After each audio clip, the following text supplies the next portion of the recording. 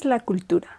La cultura es el conjunto de modos de vida, costumbres, conocimientos, desarrollo artístico, científico, industrial en una época o grupo social. Es decir, la cultura se refiere a los valores que comparten los miembros de un grupo, a las normas que acatan y a los bienes materiales que producen.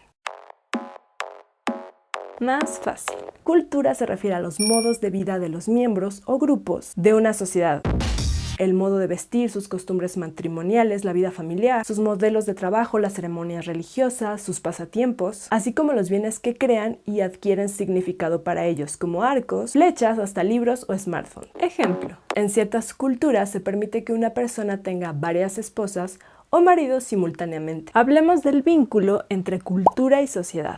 Pero primero entendamos el concepto de sociedad. Es el conjunto de personas, pueblos o naciones que conviven bajo ciertas reglas comunes. Así que una sociedad es un sistema de interrelaciones que conecta a los individuos entre sí. Para que exista cultura debe existir sociedad. Y sin cultura no seríamos humanos. Careceríamos de pilares fundamentales como el lenguaje para comunicarnos, y nuestra racionalidad se vería notablemente limitada. Esto conlleva la diversidad cultural. Los valores y las normas de comportamiento varían y contrastan enormemente de una cultura a otra. Veamos el caso del Oriente y del Occidente. Un ejemplo radical, el infanticidio.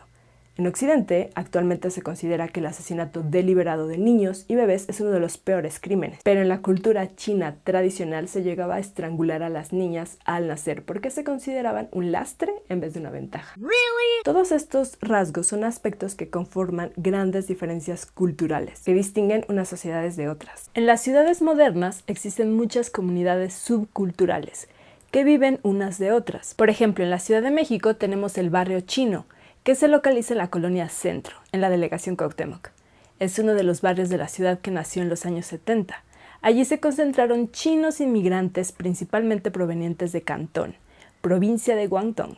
Allí no solo viven inmigrantes chinos, también coreanos, indonesios y filipinos, que forman parte de este vecindario muy peculiar de la ciudad. Cuenta con aproximadamente unas 3.000 familias de chinos y asiáticos y sus descendientes, con una identidad cultural particular. ¿Identidad cultural? El concepto de identidad cultural encierra un sentido de pertenencia a un grupo social, con el cual se comparten rasgos culturales. Como vemos, toda cultura contiene sus propios modelos de comportamiento, como costumbres, valores y creencias, los cuales resultan extraños para otros con un diferente bagaje cultural. Algunas culturas como los indígenas Guari de Brasil y los melanesios de Papúa Nueva Guinea suelen practicar el endocanibalismo, es decir, devoraban los cadáveres como una forma de establecer un contacto permanente con los difuntos y expresarles el deseo de que permanecieran integrados a la sociedad y la familia.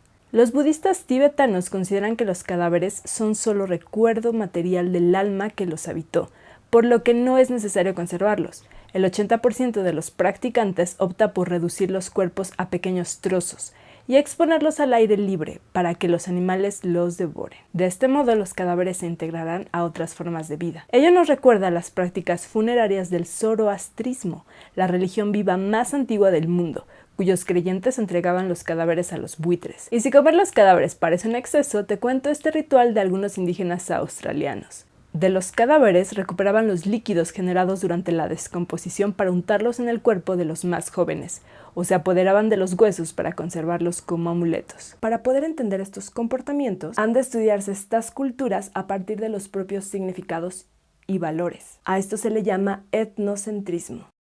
¿Etnocentrismo? Es la tendencia emocional que hace de la cultura propia el criterio exclusivo para interpretar el comportamiento de otros grupos, razas o sociedades. El etnocentrismo consiste en juzgar otras culturas con los criterios propios, y a pesar de que cada cabeza es un mundo, existen universales culturales. Universales culturales. Los universales culturales son rasgos comunes que se encuentran en varias sociedades o prácticamente todas.